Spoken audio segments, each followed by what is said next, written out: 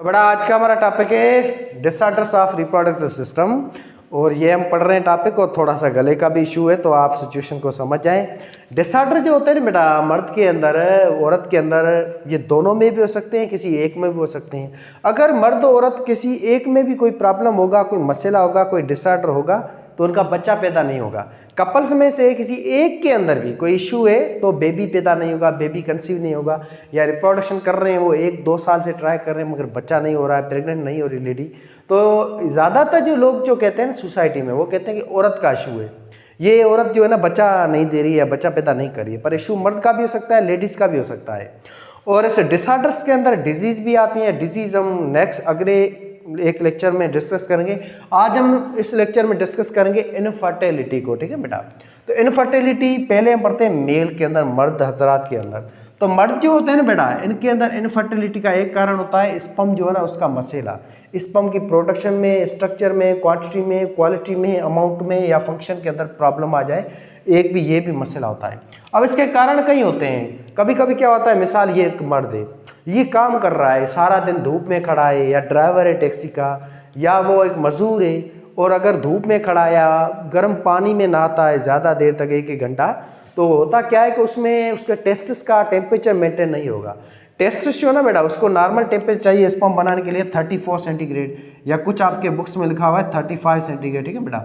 Syntax में 34 है, बाकी जो बुक्स हैं एनसीईआरटी वगैरह, फेडरल वगैरह, उनमें 35 सेंटीग्रेड लिखा हुआ है। वो टेम्परेचर मेंटेन नहीं होगा।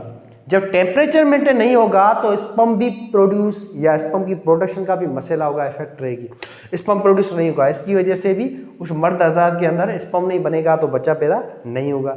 इसके अलावा दूसरा कारण है नशा है, सिगरेट है, वाइन है, शराब वगैरह, ये गंद है, जो खैनी है, पुड़िया वगैरह, ये ऐसे गंद है, हीरोइन, चर्स वगैरह इनको लेना। इसके अलावा स्ट्रेस जो है, टेंशन है, इसकी वजह से भी स्पर्म कम बनेगी। या इसके अलावा एक और भी कारण है बेटा, जैसे मर्द का जो लाइफस्टाइल है, वो सोने का टाइम, उठने का टाइम, खाना कैसा खा रहा है, गंद खा रहा है, प्रोटीन की कमी है अगर बॉडी में, जिंक वगैरह है, मिनरल्स की अगर कमी है तो भी स्पर्म जो है ना कम बनेगा। डाइट वगैरह सारी चीज़ें जो है वो मैटर करती हैं स्पर्म को बनाने के अंदर। तो इसमें 2 कंडीशन आती है, कुछ टर्म लिखे हुए हैं अपने सारे किताब में। एक टर्म है, इसका नाम है बेटा अज़ोस्पर्मिया। अज़ोस्पर्मिया ये नाम आपने सुना होगा, इसका मतलब भी शायद आपको पता होगा। दूसरा टर्म है, इसका नाम है ओलिगोस्पर्मिया। अब इन 2 कंडीशन के बारे में आपको पता होगा। ओलिगो हम कहते हैं जब स्पर्म बहुत कम हो, ना होने के बराबर, यानी कि जब स्पर्म मर्द के अंदर बने 20 मिलियंस, जब स्पर्म मर्द में बने 20 मिलियंस पर एमएल, तो इस कंडीशन को कहते हैं ओलिगोस्पर्मिया, यानी कि लो स्पर्म बढ़ रहे हैं मर्द में मगर बहुत कम बढ़ रहे हैं, बहुत कम क्वांटिटी में। अज़ोस्पर्मिया कहते हैं एब्सेंस ऑफ स्पर्म, जब स्पर्म क्या हो मर्द के अंदर, एब्सेंट हो, स्पर्म बिल्कुल ही ना बने मर्द में, तो इस कंडीशन को हम कहते हैं अज़ोस्पर्मिया। अब होता क्या है, नॉर्मली जो मर्द हजरात होते हैं ना, उसमें एक दिन में 200 से 300 मिलियंस स्पर्म बनते हैं, 200 से 300 मिलियन।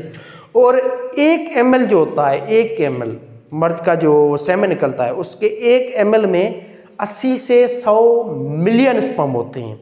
अगर वो स्पर्म 1 ml में 20 मिलियन हो, यानी कि 5 गुना कम हो, तो उस कंडीशन को हम कहते हैं ओलिगोस्पर्मिया। या फिर मर्द के अंदर खाली पानी निकल रहा है, सेमेन निकल रहा है, पर सेमेन में स्पर्म मौजूद ही नहीं है, तो उस कंडीशन को हम कहते हैं अज़ोस्पर्मिया। अब इसके ये सारे रीजंस थे जो हमने पढ़े, लाइफस्टाइल है, हेरिडिटी है, पैदाश तो हो सकता है, डेवलपमेंट का मसला हो सकता है, कोई डिजीज़ का मसला हो सकता है, सर्जरीज वगैरह हो सकती हैं, या उसको कोई खतरनाक जो इन्फेक्शन वगैरह की वजह से हो सकता है, स्ट्रेस है, परेशानी है, नशे, लत, लाइफस्टाइल, ये सारी चीज़ें इसके कारण होते हैं। इसके अलावा बंदा कौन से इन्वायरमेंट में रहता है, डाइट कौन सी खा रहा है, ये चीज़ें भी इफेक्ट करती हैं, ठीक है बेटा। तो ये एक हो गया प्रॉब्लम मेल के अंदर। दूसरा प्रॉब्लम है इजैकुलेशन डिसऑर्डर। अब मर्द के अंदर कभी क्या होता है, इजैकुलेशन डिसऑर्डर भी होते हैं। कभी कभी क्या होता है, आपको पता होगा बेटा, ये आपका टेस्टिस है, टेस्टिस जो है ना, यहाँ से स्पर्म लेके आती है एक नाली, इस नाली का नाम है वासा डिफरेंस। वासा डिफरेंस नाली लाती है स्पर्म को, और ये नाली आके अटैच हो जाती है आपकी एक और नाली के साथ है, जिसका नाम होता है यूरिथ्रा। और ये यूरिथ्रा जो नाली आपकी आती है, यहाँ से मसाना, ये ब्लैडर है आपका, इसका नाम है ब्लैडर, जो कि पेशाब होता है इसके अंदर। ये वासा डिफरेंस नाली जाके अटैच होती है इस नाली में, जिसका नाम है यूरिथ्रा, या पेशाब ले आने वाली नाली। अब इसके साथ देखो वासा डिफरेंस नाली अटैच हो गई है। अब वासा डिफरेंस नाली में अगर मसला हो जाए, या फिर यहाँ पे जो ग्लैंड होता है जो पेशाब और स्पर्म है, सेमन है, इसकी सीक्रेशन को कंट्रोल करता है। इस ग्लैंड का नाम होता है प्रोस्टेट ग्लैंड। अगर इस प्रोस्टेट ग्लैंड में मसला आ जाए और उसकी बजाय जो मर्द जो है ना, उसका जो स्पर्म है वो पेशाब के साथ मिक्स हो जाए, या स्पर्म बजाय इस यूथ्रा नाली के आने के बजाय इधर चला जाए ब्लैडर में, मसाने में, तो इस चीज़ को हम कहते हैं इजैकुलेशन डिसऑर्डर। यानी कि मर्द के अंदर जो है ना सेक्स के टाइम स्पर्म सही निकल नहीं रहा है, सिर्फ सेमन निकल है या सेमन स्पर्म निकल ही नहीं रहा है, इजैकुलेशन का मसला हो रहा है इन नालियों की ब्लॉकेज की वजह से, ये वासा डिफरेंस है या आगे चलकर ब्लैडर है, इसमें इश्यूज़ की वजह से जो चीज़ें सही नहीं हो रही हैं, स्पर्म नहीं निकल रहा है ना बॉडी से बाहर, तो इस चीज़ को कहते हैं इजैकुलेशन डिसऑर्डर। अब इसके ये सारे फैक्टर के कारण हैं जो हम पहले भी डिस्कस कर चुके हैं। इसके अलावा एक और रीज़न होता है, इसका नाम है रेट्रोग्रेड इजैकुलेशन। रेट्रोग्रेडेशन का मतलब होता है कि आपका ये जो स्पर्म है ना, ये चला जाए ब्लैडर में बजाय पेनिस में, इस चीज़ को हम कहते हैं रेट्रोग्रेड इजैकुलेशन। मतलब इसका यही बेटा कि जब स्पर्म है ना यहाँ से वासा से निकल के ब्लैडर में चला जाए, इस चीज़ को हम कहते हैं ये। दूसरा बात, तीसरा कारण होता है ऑब्स्ट्रक्शन। ऑब्स्ट्रक्शन का मतलब है ब्लॉकेज। जब मर्द हजरात के अंदर खून की नालियाँ हैं उसका ब्लॉकेज हो जाए, या फिर न्यूट्रिएंट्स का ब्लॉकेज हो जाए, या नालियाँ जो हैं ये स्पर्म में सेमन को ले आ रही हैं इनका ब्लॉकेज हो जाए डिजीज़ की वजह से, कई कारण की वजह से, एक्स्ट्रा ग्रोथ की वजह से, सिस्ट की वजह से, ये सारे फैक्टर होते हैं जिसकी वजह से ब्लॉकेज की वजह से स्पर्म बाहर नहीं निकलेगा, जिसकी वजह से भी फर्टिलिटी होती है मर्द के अंदर। फिर आता है आखिरी कारण लाइफस्टाइल। मेन कारण ये लाइफस्टाइल होता है। जैसे मिसाल है, बंदा बहुत ज़्यादा शराब पीता है, अल्कोहल का कंजप्शन ज़्यादा करता है, इसके अलावा अगर वो ओबेस है, मोटापा है उसके अंदर, ऊपर से अगर डायबिटीज़ है, उसको मसला है, या फिर इसके अलावा उसकी एजिंग है, उम्र बहुत ज़्यादा बढ़ी हुई है, उम्र बढ़ने के अलावा वो अगर ऐसी ड्रग्स खाता है बगैर डॉक्टर से पूछे, वो ड्रग्स जो है रिएक्शन कराती है, इसकी वजह से भी स्पर्म में मसला आता है, या फिर स्मोकिंग करता है बहुत ज़्यादा, सिगरेट पीता है, इसके अलावा स्ट्रेस, परेशानी है, टेंशन है, टेंशन के अलावा अगर वो खुश वगैरह नहीं है, और देन ये बाय कंजक्शन भी होता है। कंजक्शन माना ये पैदाशी भी मसला हो सकता है। इसके अलावा उसकी अगर डेवलपमेंट प्रॉपर नहीं हुई है, या फिर उस बच्चे को डाइट का मसला है, डाइट प्रॉपर नहीं मिल रही है, या फिर वो ऐसे खतरनाक टेम्परेचर में रह रहा है जहाँ पे टेम्परेचर बहुत ज़्यादा हाई है, गर्मी बहुत ज़्यादा, मिसाल ड्राइवर है, मजदूर है, तो ये सारे प्रॉब्लम, इसको हम कहते हैं लाइफस्टाइल फैक्टर। या फिर उठने का सोने का प्रॉपर टाइम नहीं है, या फिर सेक्स का मूड नहीं है, या मूड नहीं हो रहा है, उसी सिचुएशन नहीं आ रही है, तो ये सारे कारण होते हैं, इसको हम कहते हैं लाइफस्टाइल के फैक्टर। ठीक है बेटा, तो ये सारे कारण होते हैं मर्द के अंदर मेल की इनफर्टिलिटी के। अब आगे चलते हैं लेडीज़ के अंदर, काज ऑफ फीमेल इनफर्टिलिटी। औरत के अंदर भी इनफर्टिलिटी होती है, औरत में भी ये मसले होते हैं। जैसे कि एक प्रॉब्लम है ओव्यूलेशन डिसऑर्डर। अब मिसाल है, मर्द नॉर्मल है, मर्द अपनी स्पर्म दे रहा है लेडीज़ के अंदर सेक्स आर्गन जिसका नाम है वेजाइना, पर औरत के अंदर ये जो बच्चेदानी है जिसको हम ओवरी कहते हैं, इस ओवरी के अंदर जो है अंडा बन रहा है, पर अंडा जो है वो निकल नहीं रहा है, ओव्यूलेशन नहीं हो रही है। इसका कारण कई हो सकता है। एक लेडीज़ के अंदर हार्मोनल इम्बैलेंस भी हो सकता है। अंडे को बाहर निकालने के लिए हार्मोन चाहिए, पिट्यूटरी ग्लैंड वाला, इस हार्मोन का नाम है LH।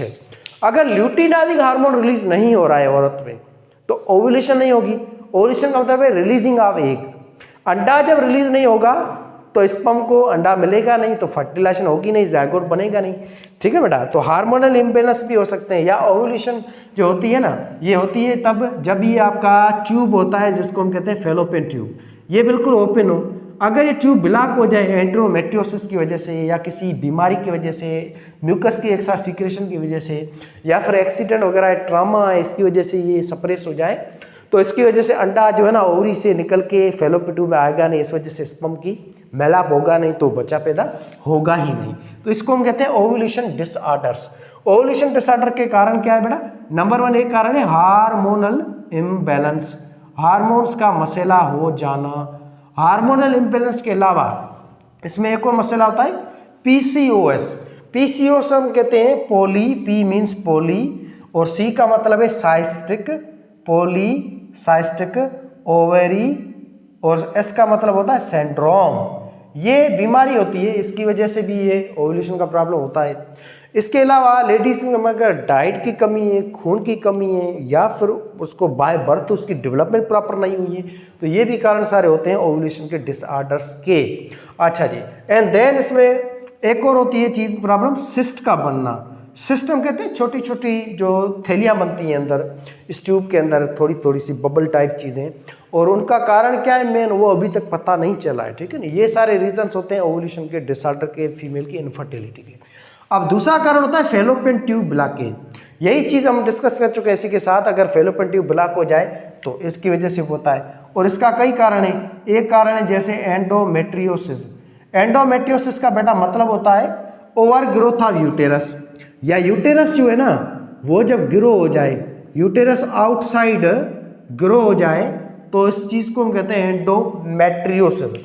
एंडोमेट्रियोसिस नाम से ज़ाया हो रहा है। एंडोमेट्रियम जो लेयर होती है ना आपके यूटेरस की, यूटेरस की इनर लेयर है जिसको हम कहते हैं एंडोमेट्रियम, ये अगर ज़्यादा ग्रो हो जाए पर ग्रो आउटसाइड हो जाए टूवर्ड द फेलोपियन ट्यूब हो जाए, तो ये लेयर जो एंडोमेट्रियम वे फेलोपियन ट्यूब को ब्लॉक कर देगी, जिसकी वजह से अंडा आएगा नहीं और स्पर्म अंडे का मेलाप नहीं होगा, तो इसकी वजह से इनफर्टिलिटी होती है, ठीक है ना।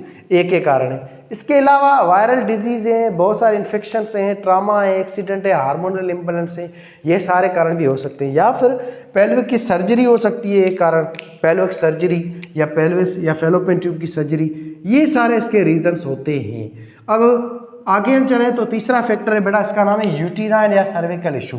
सर्वेक्स या यूटेरस है ये जिसको माँ की कोख कहते हैं, जब भी बच्चा पैदा होता है इसमें भी प्रॉब्लम हो सकते हैं, और इसके अंदर प्रॉब्लम सेम ही है। एक प्रॉब्लम है इसका नाम है बेटा एंडोमेट्रियोसिस। यूटेरस के अंदर अगर इसकी एंडोमेट्रियम लेयर ओवर ग्रो हो जाए, ज़्यादा ग्रो हो जाए, तो इसकी वजह से भी ये चीज़ होती है, जिसको हम कहते हैं कंडीशन जिसका नाम है यूटीराइन या cervical issue, over growth of endometrium layer. एक एक कारण है, ठीक है बेटा। दूसरा इसका कारण है सिस्ट का बनना। सिस्ट गंदी गंदी जो थैलियाँ होती हैं ये भी बनना। इसके अलावा पोलेप्स जो हैं ये भी स्मॉल जो थैलियाँ होती हैं वो उसका बनना। इसके अलावा आपका सर्विकल इशू है, सर्विकल इशू जैसे कि सर्जरी वगैरह हुई है, ऑपरेशन वगैरह अगर लेडी का हुआ है, एक्सीडेंट वगैरह हुआ है, इशू है, स्ट्रेस है, टेंशन है, दवाई ऐसी खा रही है, उसकी वजह से भी हार्मोनल इम्बैलेंस हो सकता है। ये सारे इसके कारण हैं। या फिर जो पीरियड्स वगैरह आते हैं उसमें अगर वो लेडी गंदा सा कपड़ा यूज़ करती है, उसमें कोई इन्फेक्शन हो सकता है, कोई वायरस से कोई जम्स हो सकता है, वो भी एबनॉर्मलिटी मसला औरत के अंदर करवा सकता है, ठीक है बेटा। देन हम चले एंडोमेट्रियोसिस, ये हम डिस्कस कर चुके हैं। एंडोमेट्रियोसिस का मतलब है ओवर ग्रोथ ऑफ या एक्स्ट्रा ग्रोथ ऑफ और endometrium layer of the uterus, इसको हम कहते हैं एंडोमेट्रियोसिस। ये भी डैमेज कर सकता है और फीमेल के अंदर इनफर्टिलिटी कटा सकता है। फिर आते हैं एज रिलेटेड फैक्टर्स। औरत जो है ना अगर उसके अंदर एजिंग है, अगर औरत की एज ज़्यादा है, बढ़ी हुई है, और ऊपर से वो बेवड़ी है, यानी कि शराब पीती है, अल्कोहल का कंजप्शन करती है, सिगरेट पीती है, स्मोकिंग करती है, या उस लेडीज़ को प्रॉब्लम है, हार्ट अटैक का मसला है, या दिल का मसला है, या बीपी उसकी नॉर्मल नहीं रहती है, या किडनी फेलियर है, गुर्दे उसके नॉर्मल नहीं है, या लिवर प्रॉपर फंक्शन नहीं कर रहा है, या फिर वो एक्स्ट्रा ड्रग्स खाती हैं या नशा करती हैं, या फिर इसके अलावा उसके अंदर खून की कमी है यानी कि एनीमिया है, तो ये बेटा सारे कारण हो सकते हैं एज रिलेटेड फैक्टर्स की वजह से या उम्र बढ़ने की वजह से, जिसकी वजह से फीमेल के अंदर इनफर्टिलिटी हो सकती है। हाँ, इसके अलावा डाइट भी लाजमी है। डाइट है, औरत के अंदर स्ट्रेस होता है, परेशानी, टेंशन वगैरह, काम वगैरह, और अगर ज़्यादा मिसकैरेजेस हो रहे हैं, ये सारे रीजंस होते हैं फीमेल के अंदर इनफर्टिलिटी के। अब किताबों में यही चीज़ें थी जो हम अच्छी तरह डिस्कस कर चुके हैं। ये तो प्योरली कोई ऐसा प्रोसेस तो है नहीं, कॉन्सेप्ट वाली तो बात है नहीं जो आपको ज़्यादा डिटेल में अच्छी तरह समझाए। बहरहाल ये मोटी मोटी बातें आपके बुक्स की, आपको फर्स्ट इंटर लेवल पे इतनी चीज़ें याद करनी है। बाकी अब ज़्यादा डिटेल में पढ़ना चाहते हैं अच्छी तरह तो डॉक्टर बनो, गायनाकोलॉजिस्ट बनो, फिर ज़्यादा डिटेल में पढ़ो और उसका प्रॉब्लम है उसका सॉल्यूशन भी देखो, ठीक है बेटा। तो गला भी थोड़ा बैठा हुआ है, होप आपको ये लेक्चर पसंद आएगा, ठीक है बेटा। अब नेक्स्ट लेक्चर में हम इसकी डिजीज़ को डिस्कस अच्छी तरह करेंगे। कोई सवाल कन्फ्यूजन हो तो ज़रूर पूछें।